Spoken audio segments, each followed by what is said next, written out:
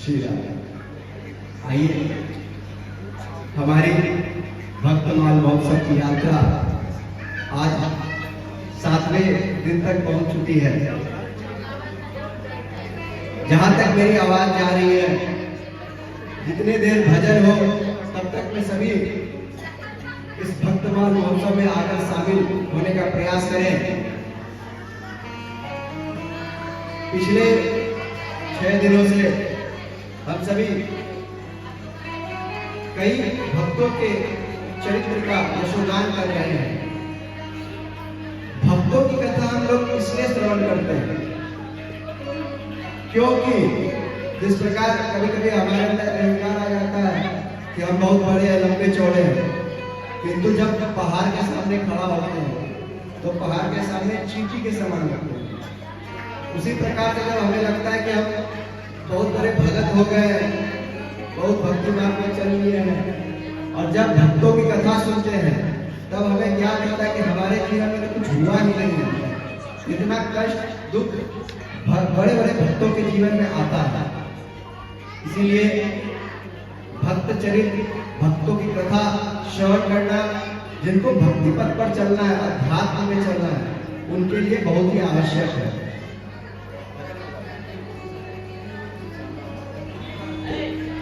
तो इसीलिए हमें भक्तों की कथा प्रतिदिन श्रवण करनी चाहिए।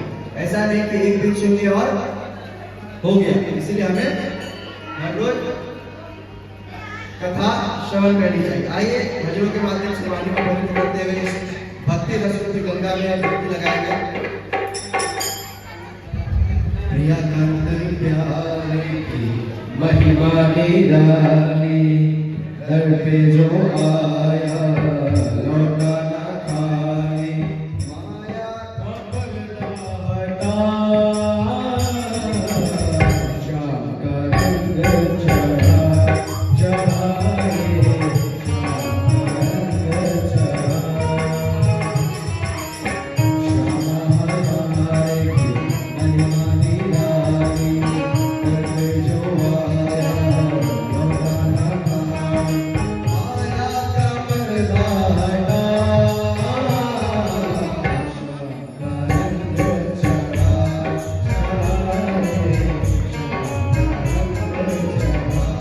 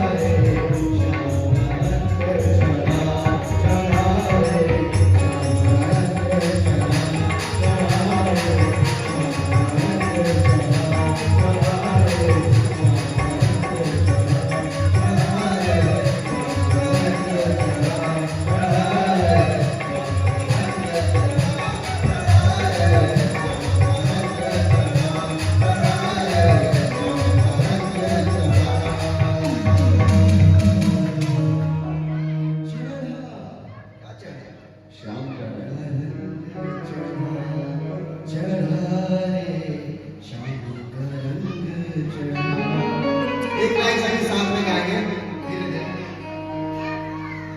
श्यामा प्रियकांत प्यारे की महिमा निराली, दर पे जो आया लौटा न खाली, दुनिया को दे तू भुला, श्याम का रंग चढ़ा चढ़ा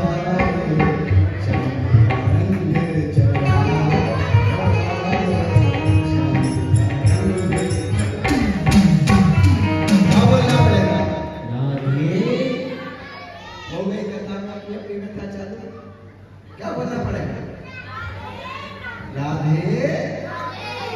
कथा में आए तो अपनी व्यथा तो घर के छोड़ के क्या करते, अब ऐसे जिंदगी बस आज 8 दिन चले गए घर के चले गए, इसलिए अपनी व्यथा क्यों करनी, कथा से अपने जीवन की व्यथा को दूर कर लेंगे।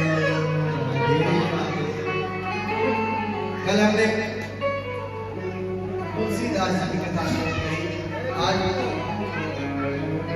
भक्तिवती करमती बाई की कथा का यशोगान करेंगे। जितना पानी में सागर को उतना उनकी कथा सुनने और सुनाने का प्रयास करेगा। करमती बाई जी का जन्म राजस्थान में हुआ। मीराबाई जी का जन्म राजस्थान में हुआ। राजस्थान से बहुत भक्त निकले, भक्तों की भूमि राजस्थान को मानी जाती है। उनके पिता राज्य के पुरोहित थे, तो स्वाभाविक सी बात है कि पूजा पाठ में बचपन से ही जुड़ाव रहेगा। करमती बाई जी बचपन से ही अध्यात्म में रमी हुई, खूब ठाकुर जी की सेवा करते थे, मानसिक पूजा करते थे, दिन रात ठाकुर जी की कथा सुनना, उनके विषय में पढ़ना जानना, पूरा समय अपना वो भगवान के चरणों में दे देते थे। ना किसी के साथ खेलना, ना गपशप करना, केवल भजन कीर्तन। उनके पिताजी ने जब ये देखा तो उन्हें भय हुआ कि कहीं अत्यधिक पूजा में रम गई और संन्यास लेके चली गई तो हम किसके सहारे जिए। इसीलिए उन्होंने करमती बाई का विवाह तय कर दिया।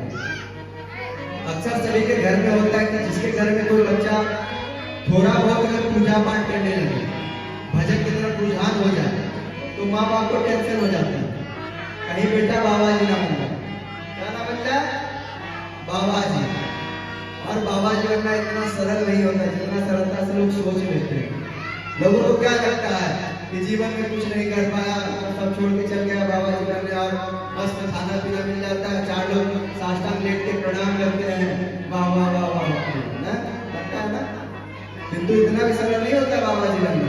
कभी कभी तो बाबा जी को कितने दिनों तक भोजन ही प्राप्त नहीं होती, भूखे रहना पड़ता है। इसीलिए ऐसा ना समझ, और अगर आपके घर में अगर आपका बेटा बाबा जी बन जाए तो अपने आप को खुशनसीब समझिए, क्योंकि अगर किसी भी परिवार में एक भी बच्चा अगर भगत बन जाता है, अध्यात्म चल देता है, तो वो अपना तो कल्याण करता ही नहीं, अपने सातों पीढ़ी का कल्याण कर देता है। इसीलिए हमें खुशी होनी चाहिए कि हमारे घर का कोई भजन कर रहा है, अध्यात्म में चल रहा है, उसे और सहायता क्या चाहिए, हाँ और भजन करो और पूजा पाठ करो। किंतु हम लोग काय को पूजा पाठ कर रहे है, यहाँ से कहा मिल जाएगा, यही होता है। कहा कर ले पूजा पाठ करके बाबा जी बनता है क्या? तो ऐसा नहीं करना चाहिए। करमेती बाई जी भगवान की याद में सदैव तत्पर रहती थी। विवाह का समय नजदीक आया। अगले दिन पहले तो बाल्यावस्था में विवाह हो जाते थे, किंतु जब वो बालक या बच्ची बड़ी हो जाती थी तब गौना जाता था। तो गौने का दिन आया कि कल गौना होने वाला है, ये अपने ससुराल को चली जाएंगे। रात्रि हुई। अब करमेती बाई चिंतित हो गई। क्यों चिंतित हो गई? क्योंकि विवाह हो जाएगा तो गृहस्थी में चली जाऊंगी। गृहस्थी में फिर सास ससुर कान्हा, फिर बच्चे, फिर और क्या क्या करना और क्या क्या होगा रिश्ता।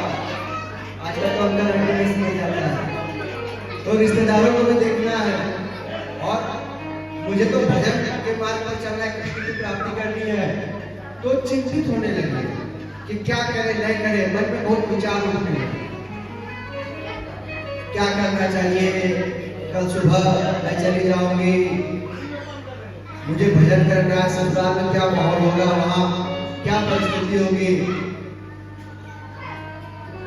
करमेती बाई जी के मन में विचार आया कि अब घर छोड़ के चलना चाहिए।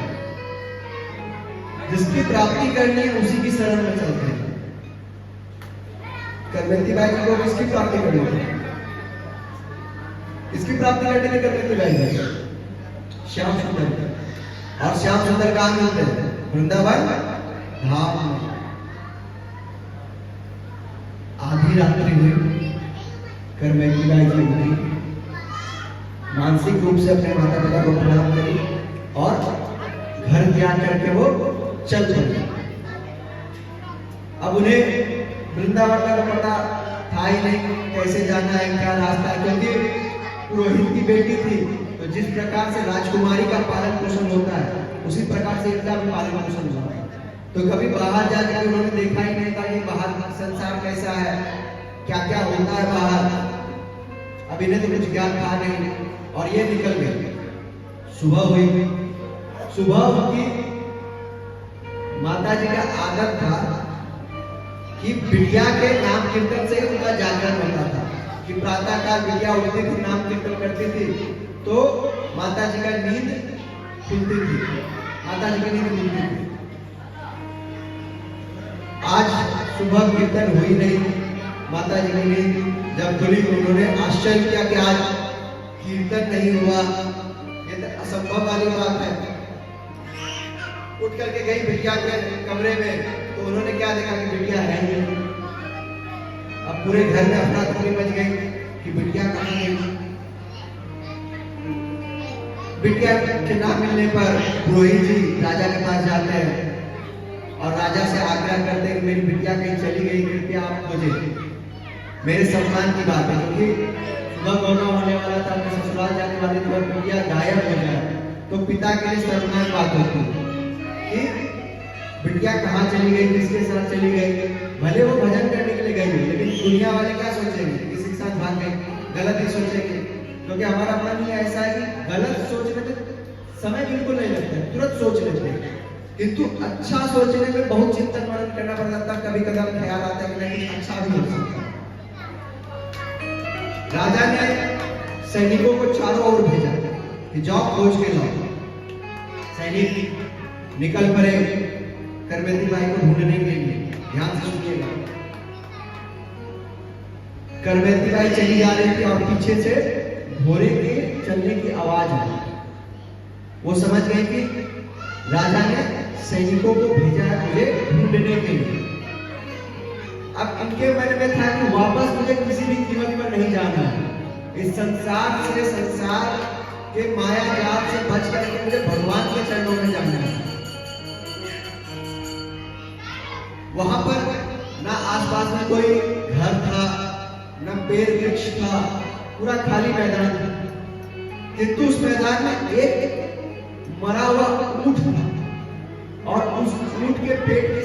तितलियां, कोई जीव जंतु खा चुका था। इन्हें अब केवल एक उपाय सूझा कि अगर खुद को बचाना है, इस संसार से बचना है, तो इस ऊंट के पेट में छिप जाते हैं। कंकाल था और अंदर से पूरा खाली था। अब सोचिए कि कोई क्या ऊँट अगर मरा हुआ हो तो उसे कितना दुर्गंध आएगा।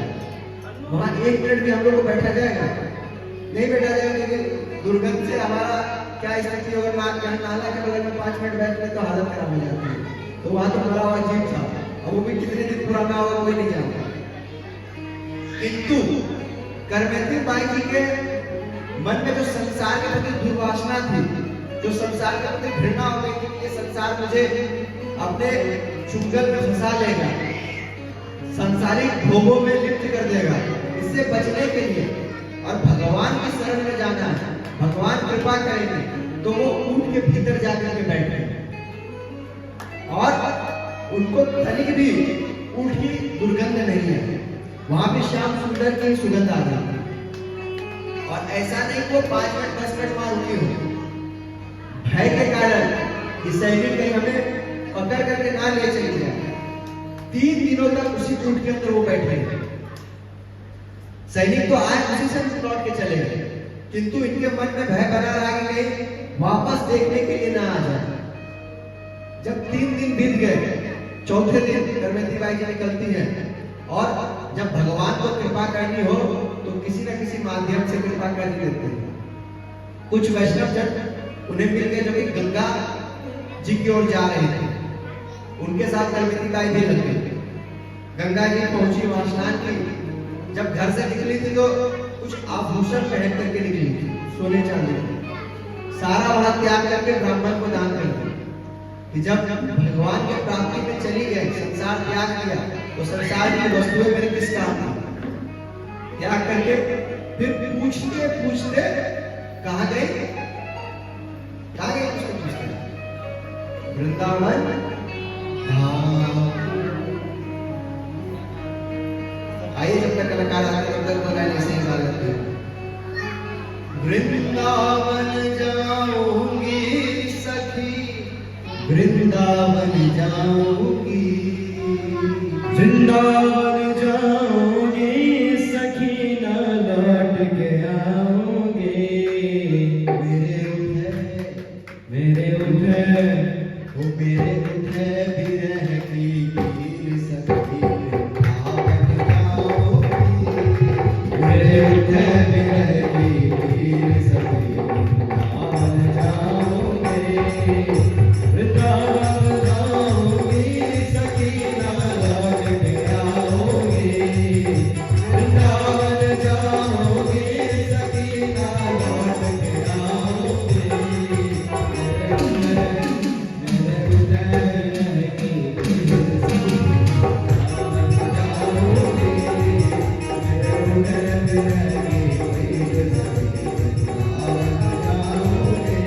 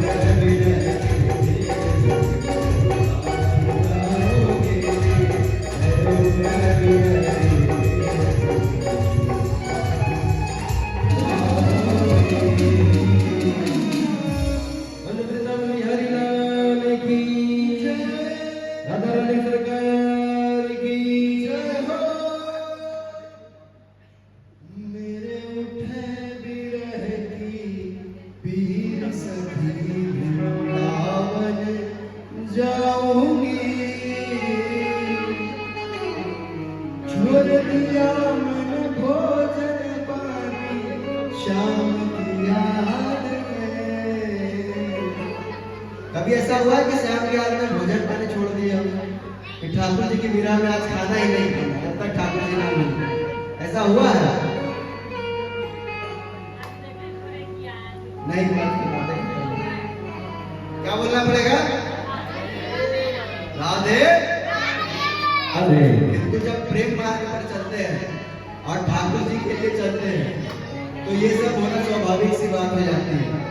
फिर ठाकुर जी के लिए अश्रु भी आते हैं, भूख प्यास भी नहीं लगती है, केवल श्यामा श्याम ही याद आते हैं। किंतु कब? जब हमारे अंदर प्रेम जागृत हो तब। किंतु हमारे अंदर क्या जागृत होता है भैया? क्या जागृत होता है? घर के प्रति ममता, आसक्ति, अपने परिवार के प्रति प्रेम। किंतु गृहस्थी की खासियत यही है कि इनको देखते देखते यानी अपने घर परिवार को देखते हुए, अपने पूरे परिवार को संभालते हुए फिर भगवान को प्राप्त करना, भगवान को याद करना, ये गृहस्थ धर्म होता है। करवंती बाई वृंदावन पहुंचती है और वृंदावन पहुंच करके खूब घनघोर तप करने लगती है भगवत प्राप्ति के लिए। इनके पिताजी सोचते हैं कि मेरी बिटिया कहां जा सकती है, तो उन्हें लगा कि जब भी वृंदावन की बात आती है तो मेरी बिटिया भावुक हो जाती है, तो हो ना हो अगर वो घर से कहीं गई है तो वृंदावन ही गई होगी, तो मुझे भी वृंदावन जाना चाहिए। उनके पिता परशुराम जी वृंदावन में जाते हैं, मथुरा में पंडित जी को साथ लेते हैं और उनके साथ अपनी बिटिया को खोजने निकलते हैं। अभी जब लोग वृंदावन का दर्शन करते हैं, ईंट पत्थर का मकान, कंक्रीट की रोड, बड़े बड़े अपार्टमेंट, यही देखने को मिलता है। किंतु पहले वृंदावन ऐसा नहीं था। अब वृंदावन का स्वरूप बदल रहा है।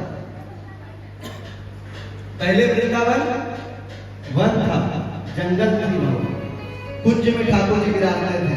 हमने तो यहाँ तक सुना है कि पहले जहाँ राधा वल्लभ विराजते थे वहां कोई मंदिर नहीं थी। जिस प्रकार का ये मंदिर है ईंट पत्थर का बना हुआ, वैसा मंदिर नहीं था। वो वृक्षावली के बीच में विराजते थे और वृक्षावली भी ऐसी थी कि अगर धूप हो तो सब आपस में घने होकर के छांव कर देते थे, और जब गर्मी हो जाए, थोड़ी सी ठंडक की आवश्यकता पड़े तो धीरे धीरे मंद मंद हवा चलने लगती थी। इस प्रकार की वृंदावन थी। किंतु अब परिवर्तन, इस संसार का नियम में परिवर्तन देखने को मिल रहा है, और हम लोग तो फिर भी सौभाग्यशाली, कभी भी हम लोग को कुछ न कुछ देखने को मिल रहा है। ऐसा ही रात आगे चलकर बहुत कुछ देखने को ना मिलेगा। जैसे धीरे धीरे गंगा जी का स्वरूप बदल रहा है, जमुना जी का स्वरूप बदल रहा है। तो हमें प्रयास करना चाहिए कि अगर हम तीर्थ यात्रा पे जाए, पहली बात तो तीर्थ यात्रा पर जाए तो नियम के साथ जाए, घूमने ना जाए। आजकल वृंदावन लोग तीर्थ करके नहीं जाते हैं। क्यों जाता है भैया? तो चलो कुछ करने को नहीं आता, घूमने आते हैं, वृंदावन घूमाते हैं, चलो 2-4 रील्स बना लेंगे, 2-4 फोटो हो जाएंगे, सोशल मीडिया में पोस्ट करेंगे कि वी आर सनातनी हिंदू, वी आर कट्टर हिंदू, केवल सोशल मीडिया में। जब उसका वास्तविक जीवन खंगाला जाता है तो सनातन के नाम में उसके जीवन में कुछ देखने को नहीं मिलता। ना वो तिलक धारण करता है, ना कंठी धारण करता है। कभी पंडित जी किसी सत्यनारायण भगवान की कथा में कलेवा बांध दे तो वो दिख जाए सो दिख जाए, अन्यथा वो भी गोविंदाय नमः नमः। अगर सोशल मीडिया पर सनातनी दिखना है तो पहले सच में सनातनी बने, अपने धर्म को पहचाने, अपने धर्म को धारण करें, केवल दिखावे के लिए धर्म ना करें। और तीर्थ यात्रा के लिए जाए तो मैं निवेदन करना चाहूंगा, आप लोग मर्यादित होकर के जाए। एक नियम ले लेंगे, वृंदावन जा रहे हैं, अयोध्या जा रहे हैं, तो वहां केवल फोटो वीडियो के लिए ना जाए। फोटो वीडियो ले ये गलत, ये लेना गलत नहीं है, आप ले बिल्कुल लें, किंतु मर्यादित होकर के, उसकी एक गरिमा होती है, उसको देखते हुए वहां का ध्यान करना चाहिए। तब इनके पिताजी पहुंचे और वहां पर बड़े बड़े वृक्ष वृक्ष थे, तो ये वृक्ष पर चढ़ते थे और वहां से वृंदावन का नजारा लेते थे कि कहां पर मेरी बिटिया बैठ करके ध्यान कर रही है या क्या कर रही है। किसी ने उन्हें बताया था कि अगर आपकी बिटिया यहाँ आई है तो उस समय जो भी वृंदावन जाता था तो घूमने के लिए नहीं जाता था, वहां जाता ही था भगवत प्राप्ति के लिए, प्रेम प्राप्ति के लिए। तो अगर प्रेम प्राप्ति के लिए कोई वृंदावन आया है तो किसी ना किसी वृक्ष के नीचे या किसी कुंड के बगल में बैठ करके ध्यान करते हुए मिले।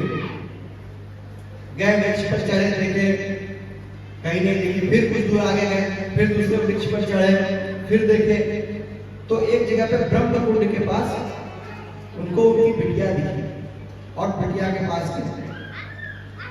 जब बिटिया के पास गए तो बिटिया ध्यान में मग्न थी। काफी समय तक बैठे रहे, सोचे कि ध्यान से उठेगी, किंतु 2.5-3 घंटे हो गए वो ध्यान से उठी ही नहीं। अब इन्होंने आवाज दे करके उनको उठाया कि बिटिया उठ जाओ। ध्यान खुला, पिता को सामने देख प्रणाम करी। पिता ने आग्रह कर कि आप हमारे साथ घर को वापस चल जाए, तुम्हें भजन ही करना है तो घर पे चल के करो, जितना भजन करना मैं तुम्हें नहीं रोकूंगा, तुम्हें विवाह नहीं करना, विवाह नहीं करना, तुम घर पे रहो, भजन करो, तुम्हारी जितनी इच्छा और जो करना है करो, किंतु घर चल के करो।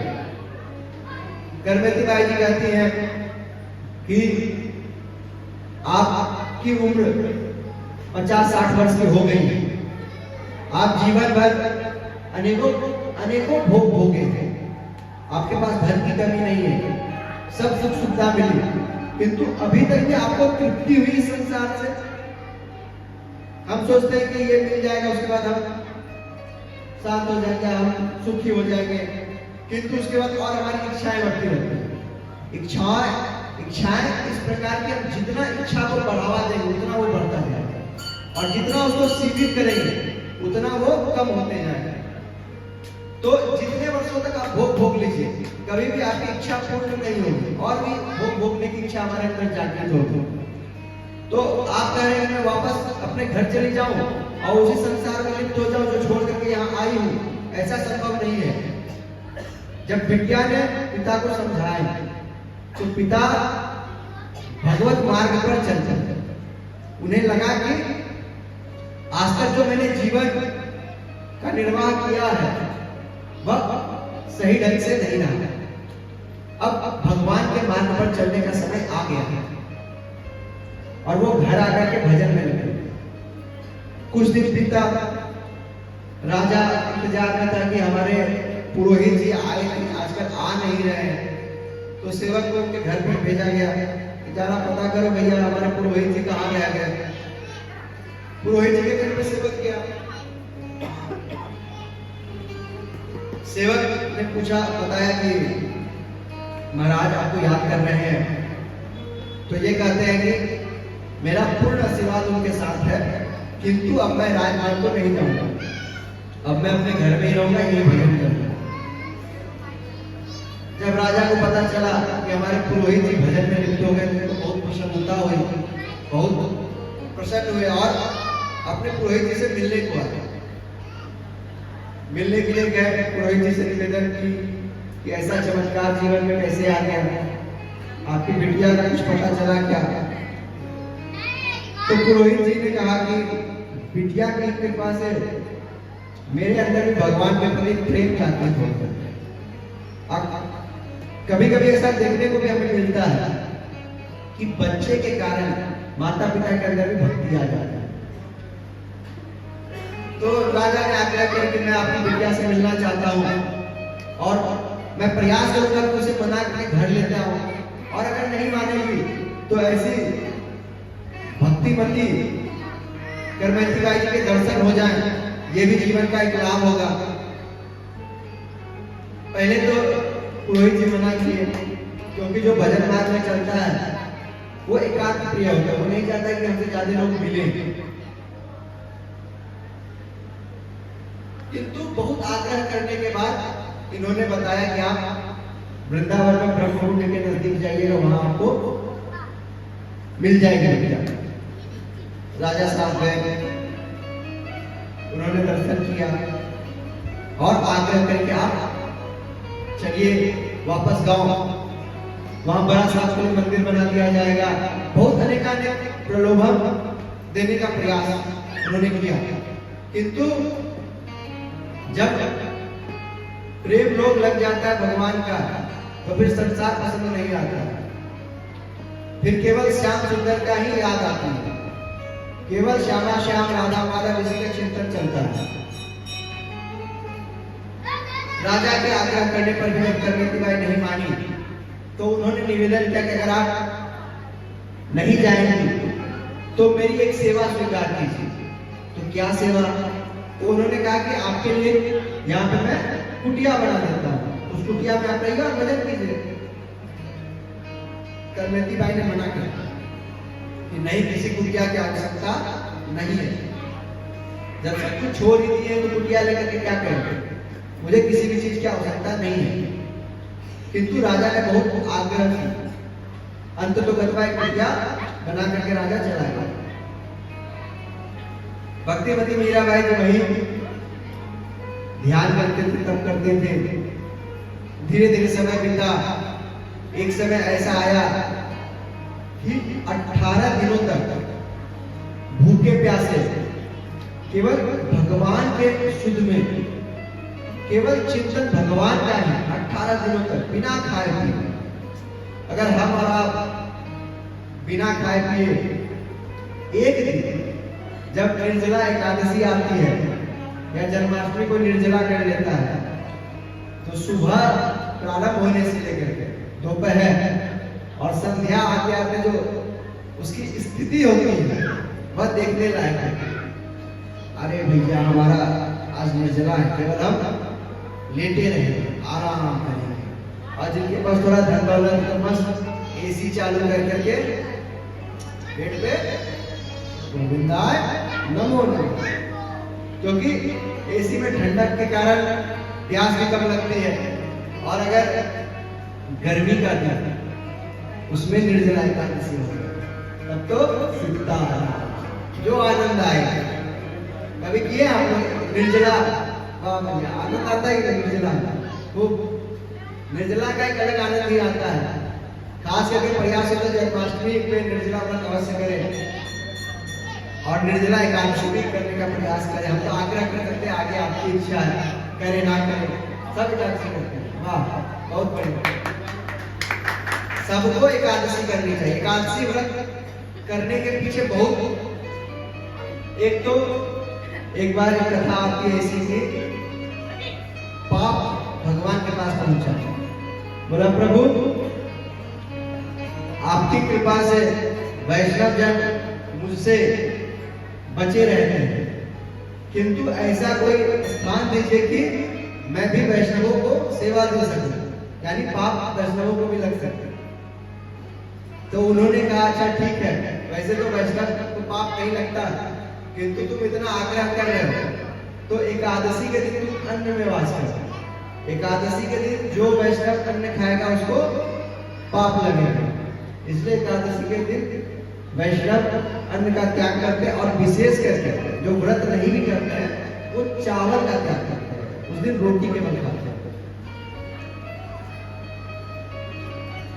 अच्छा एक बार हम 2 दिन से सोच रहे थे बताएंगे, आज हम पूछते हैं, बहुत दुकान पे या किसी के घर के आगे नींबू मिर्च लगा रहता है, किस किस को पता है कि क्यों रहता है?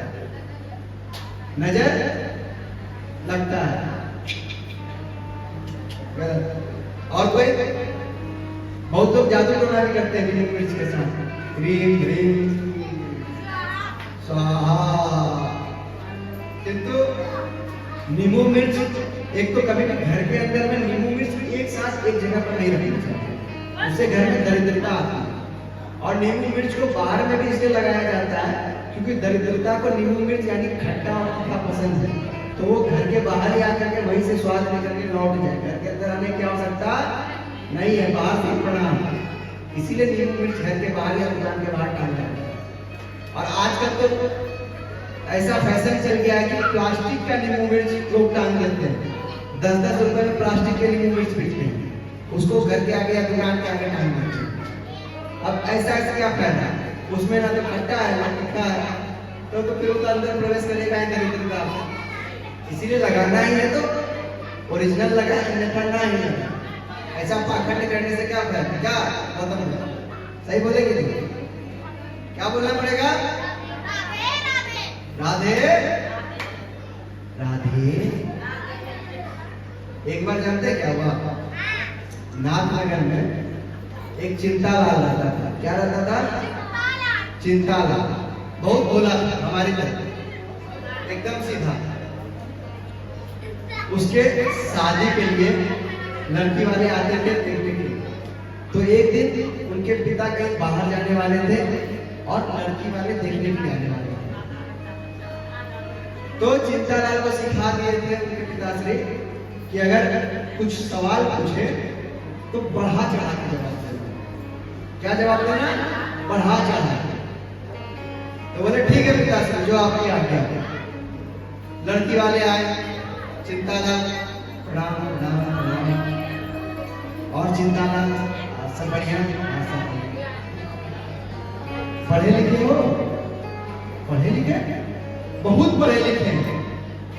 कौन सी डिग्री? कौन सी डिग्री? एक आध डिग्री हमारे पास थोड़ी है, 10-20 डिग्री है। 10-20 डिग्री। अब फूफा जी जो आए थे उस तरफ से, वो तो समझ गए कि लंबी फेंक रहा है। फिर पूछते हैं अपना घर है? अपना एक दिल्ली में है, एक बंबई में है, एक भागलपुर में है, एक नाथनगर में है, एक कलकत्ता में है, 5-5 घर है।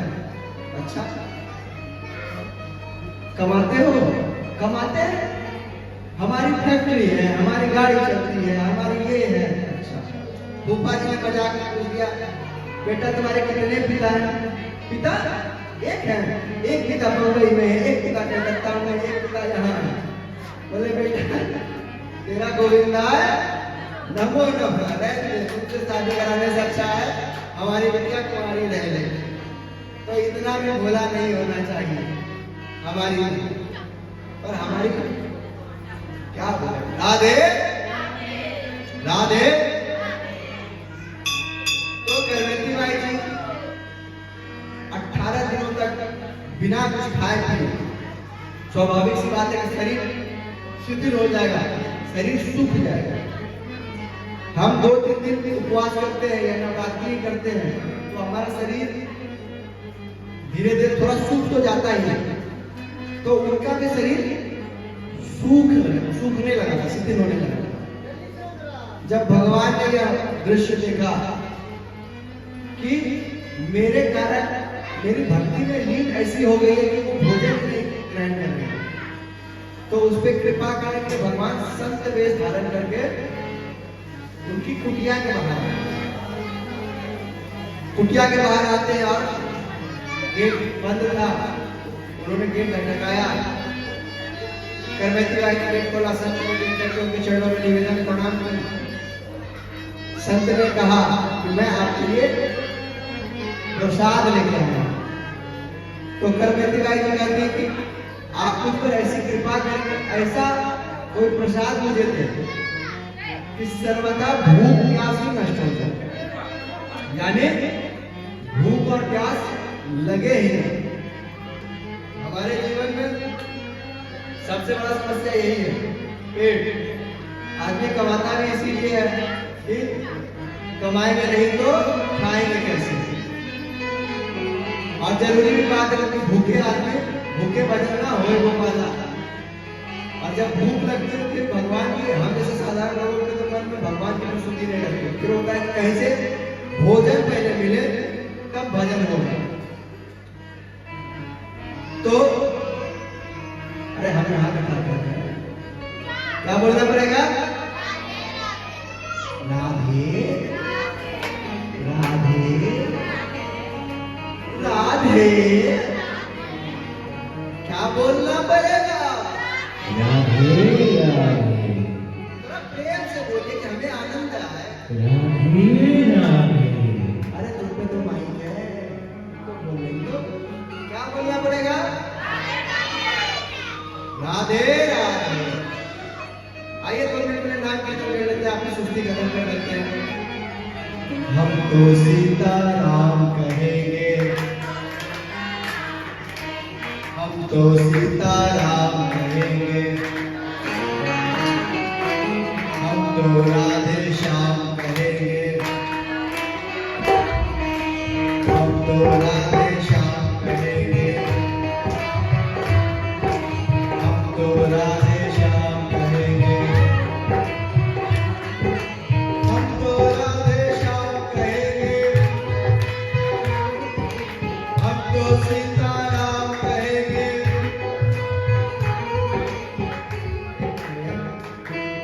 केवल दो ही चार सीताराम बोलेंगे, बाकी सब क्या बोलेंगे? कौआ और मैना और हैं? बाकी सब कब करेगा? तो कब करेगा? जो घर में बहुत जगह है भैया, यहाँ जाकर के अपने घर को त्याग दो। कब करना है तो ठाकुर से करो, भगवान से करो, हमारे श्री सीताराम से करो, इंसान से करो। किससे बात करो? भगवान से।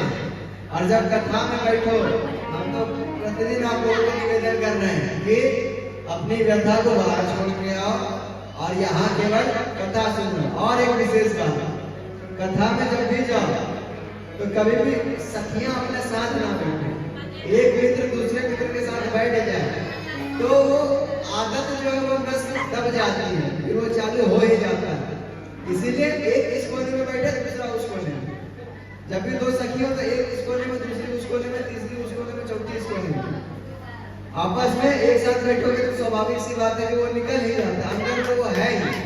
अभ्यास है, हमारा अभ्यास ऐसा हो जाता है कि अगर हम किसी से प्रतिदिन मिलते और बात करते हैं तो कोई भी स्थान फर्क नहीं पड़ता, किसी भी स्थान में हो, जब साथ मिलोगे और सखी कैसी हो, आज घर में क्या बना था, अच्छे से खाना खा के आई कि नहीं आई, और सब बढ़िया। अरे सखी क्या बोले, हाँ रे हम तो जानते हो वो हीरो का जो हार था ना, हमको बहुत पसंद आया, पर हमारे प्राणनाथ मानते ही नहीं है। पर जानते हो प्राणनाथ को बिना बताए वो हार खरीद नहीं। अब प्राणनाथ को पता चलेगा तो चलेगा, उनका क्रेडिट कार्ड में हो चुका है, बाद में भरेंगे अब ये तो हीरे से बदल गए। तो अपनी इस व्यथा को दूर करो और कथा में आ जाओ। भक्तिमती करमती बाई जी, हमने पहले दिन भक्तिमती मीराबाई का चरित्र श्रवण किया। मीराबाई जी ने भी अपना समर्पण गिरधर गोपाल को समर्पित की, मेरे को गिरधर गोपाल। करमती बाई भी गिरधर गोपाल ठाकुर जी को समर्पित, पूर्ण भजन में लिप्त है। कौन गाए लो? क्या बोलना पड़ेगा? राधे राधे। तो करमती बाई जी को संत प्रसाद देते हैं और वो प्रसाद का ऐसा चमत्कार होता है।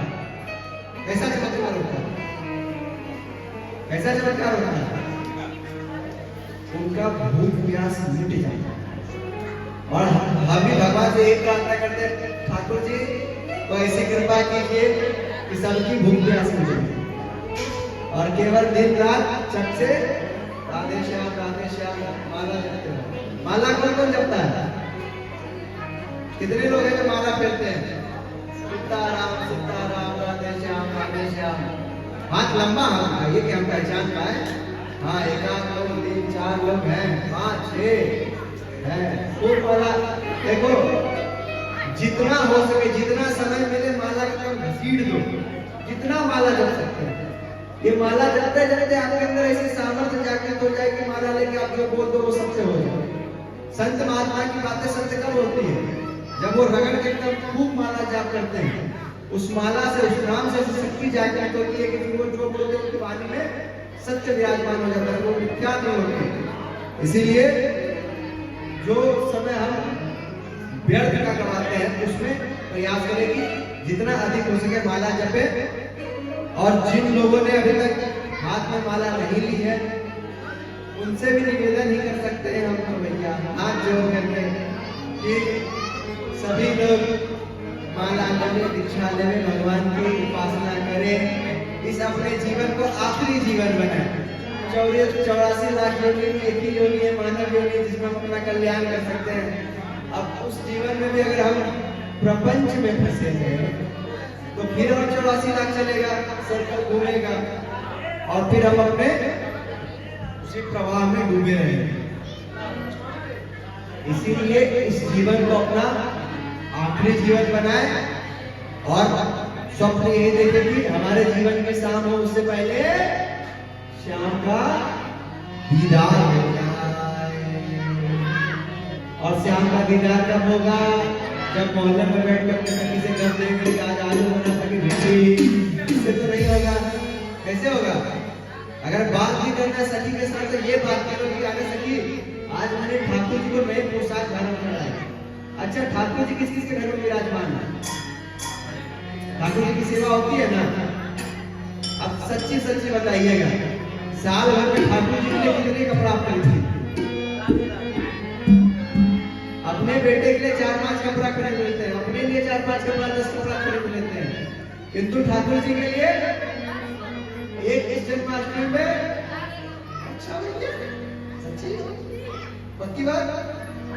चलो तब तो अच्छी बात, पर जय बहुत बढ़िया।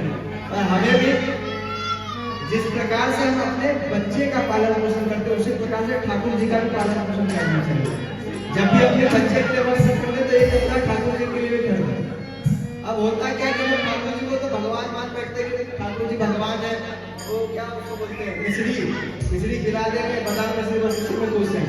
और अपने बेटा को चाउमीन चाट आइसक्रीम पिज्जा ऑर्डर करवा, जब से जोमेटो और काका आओ फोन पे ऑर्डर कर दो, भैया मोए आज पिज्जा खाए को मन कर रहा है, ले बेटा ऑर्डर कर दे, झट से ऑर्डर 30 मिनट में कर दे। अब फिर बेटा खाएगा जे।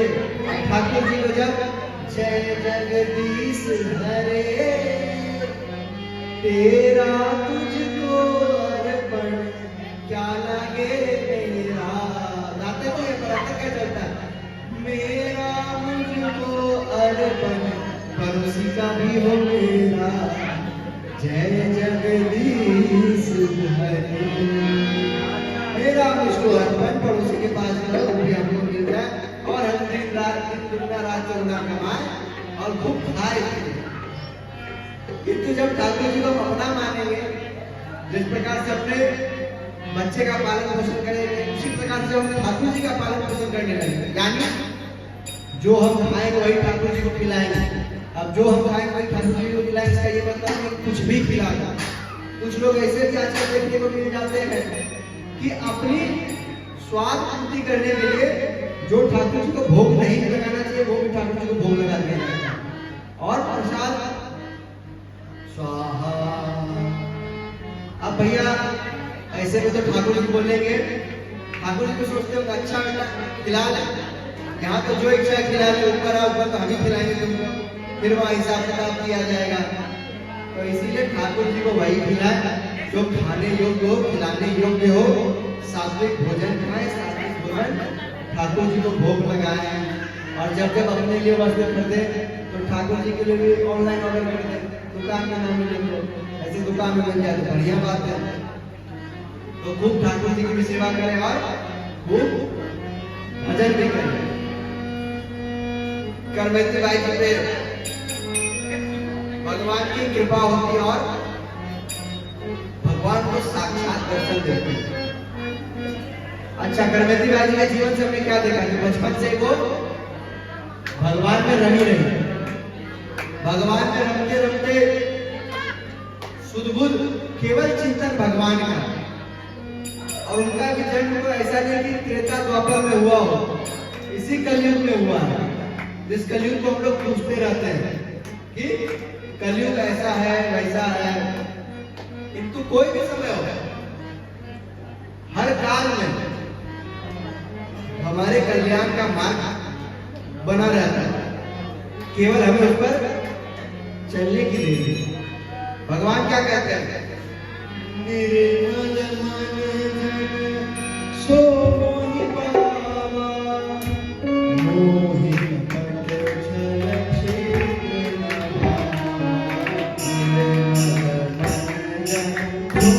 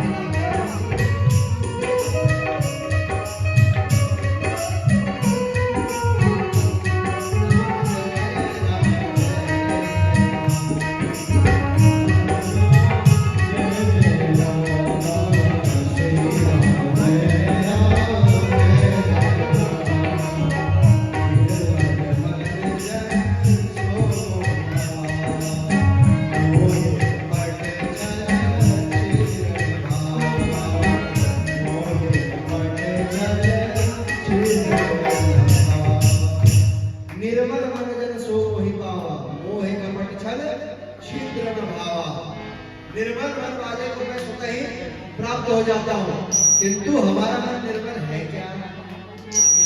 क्या हम कपट से बचे हुए हैं? ये स्वयं से प्रश्न करें, कोई और आपसे प्रश्न करने नहीं आया कि भैया आप निर्मल मन के हैं कि नहीं है, आप कपटी है या बिना कपटी है। ये आप स्वयं क्या चिंतन कीजिए, स्वयं से प्रश्न कीजिए कि मेरा मन निर्मल है क्या? मैं सत्य के मार्ग पर चलता हूं क्या? ये स्वयं से प्रश्न कीजिए और देखिए क्या जवाब आता है अंदर से। और जो जवाब आए फिर उस पर चिंतन कीजिए कि अगर हम निर्मल मन के हैं तो भगवान जगत में क्यों नहीं है, और निर्मल मन के नहीं है तो क्यों नहीं, निर्मल मन के क्यों नहीं है। आजकल तो क्या कहा जाए, हम छोटी छोटी बातों पर, जहां पर झूठ की कोई आवश्यकता नहीं है, वहां पर भी हम लोग झूठ घुसेड़ देते हैं। मतलब हमारे ऐसा भी कहा, कुछ लोगों के तो खून में बस गया है। कुछ लोग ऐसे होते हैं जिनके खून में बसा हुआ रहता है झूठ बोलना। और वैसे व्यक्ति को क्या कहा जाता है, क्या कहा जाता है? जिसके खून में झूठ बसा हुआ रहता है क्या कहते हैं? क्या पता? झूठ क्या कहते हैं? जब कोई ढेर झूठ सच कहता है क्या हो जाता है भैया? क्या कहते हैं कि धूर्त बढ़ा रहा है। क्या भैया?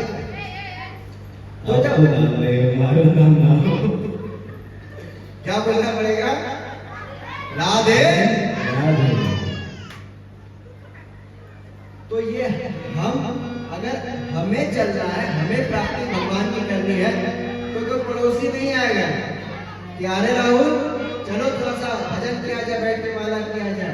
वो हम जब तक अपना उस मार्ग पर चलने की इच्छा नहीं हमारे अंदर होगी, तब तक दूसरा कोई आकर के हमें नहीं चला सकता है।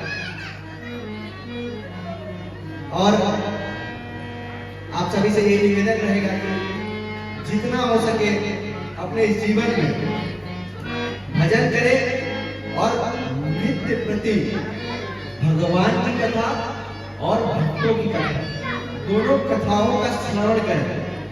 भगवान की कथा श्रवण कर भगवान के प्रति प्रेम जागृत होगा, भक्तों की कथा से भगवान के प्रति प्रेम जागृत होगा तो होगा ही। भगवान की प्राप्ति कैसे होगी इसका भी मार्ग हमें पता चलेगा। इसीलिए जितना हो सके भजन करें और खूब भजन करें भैया, जितना हो सके भजन करें। और अपने बच्चों को विशेष करके जिनके बाल बच्चे हुए बच्चे हैं उनको प्रोत्साहित करें। क्या प्रोत्साहित करें भैया? भजन में। करते हो दादा भजन? कितनी देर? आधा घंटा? बहुत कर रहे हो यार, बहुत। आधा घंटा तुम्हारे लिए बोले तो इस अवस्था में आधा घंटा भजन करो तो बहुत फल मिलता है। अच्छा, बाल्य अवस्था में भजन करने के लिए क्यों बोला जाता है? जो माला बच्चा एक माला का बच्चा करता है तो उसको 100 माले का फल मिलता है। कोई जवान एक माला करता है तो उसको 10 माले का फल मिलता है। और कोई बुजुर्ग हो तो उसको एक माले का फल एक ही माला। तो इसीलिए जब बचपन में, अच्छा दूसरा बचपन में भजन क्यों करें? तो भैया मुझे ये बात बताओ कि भगवान को जो फूल चढ़ाने के लिए आप जाते हैं तो सूखी मुरझाई हुई पुष्प चढ़ाते हैं या नई नई खिली खिली पुष्प चढ़ाते हैं? नया मिला तो ये शरीर में पुष्प रूपी है। जब बासी हो जाता है, बुजुर्ग हो जाता है, तब क्या भगवान को चढ़ाने जाते हैं। भजन करो बढ़ाते चढ़ाना है तो यौवन अवस्था में चढ़ा, बचपन में चढ़ा, तब ना कोई बात हो, तब भगवान को स्वीकार करेंगे। और जब कोई बालक भजन करता है भगवान उसको टुकटुकी लगा के देखते हैं कि इस अवस्था में जब माया प्रबल होती है, उसको अपनी ओर खींचती है, उस अवस्था में वो सब त्याग करके भजन के लिए बैठा, चाहे 5 मिनट ही बैठा हो, भगवान उस पर विशेष ध्यान देते हैं। इसीलिए स्वयं और अपने बच्चों को भी भजन कर अग्रसर करें। क्या बोलना पड़ेगा? राधे राधे राधे। तो आज के कथा का भी समय हो चला, 6 से 7:30 यही समय हमें दिया गया है। आगे ठाकुर जी की इच्छा भैया 2 दिन और शेष बचे हैं, तो सभी से निवेदन यही रहेगा कि आज तो हम बहुत प्रसन्न हैं आप लोगों से, क्योंकि कल आप लोगों को ज्ञात नहीं था, इसलिए आप लोग आने में विलम्ब किए, और ज्ञात होने के बाद आज आप सभी समय पे ऊपर में जाओगे तो सासू माँ सास आयन बचाने के लिए कि आपका जो लेखा जोखा होगा वही। तो इसलिए जितना हो सके भजन गाओ और भजन में झूमो। सबसे सरल मार्ग में आज आप लोगों को बताता हूँ भजन भक्ति मार्ग पर चलने का। जाप करने बैठिएगा, ध्यान लीजिएगा, आपका मन भटकेगा, किंतु जब भजन गाइएगा और भजन पर नृत्य कीजिएगा, आपका मन केवल भगवान में जाएगा और कहीं नहीं जा सकता। इसीलिए सबसे सरल साधन है कि भजन करो और भजन पर झूमो। तो आइए भजन, उसके उपरांत आरती। अब हमने तो इतना कह दिया, आगे आपकी इच्छा, झूमो ना झूमो, बैठ के ताली बजा लो, झूम लो। हेलो राधे राधे भैया। हाँ राधे राधे। जय राधे राधे, श्री राधे राधे, जय श्यामा श्यामा, श्री श्यामा, जय श्यामा श्यामा, जय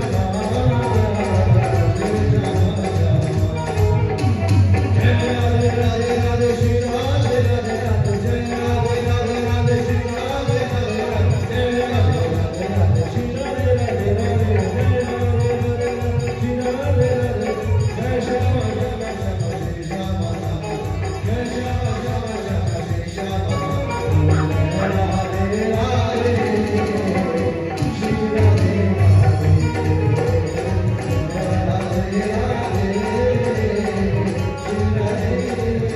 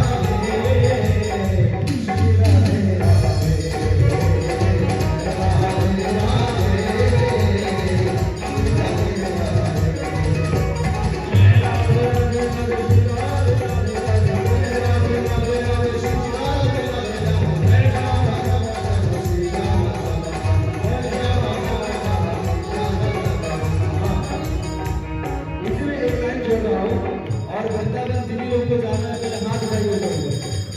रिक्वेस्ट करके लोग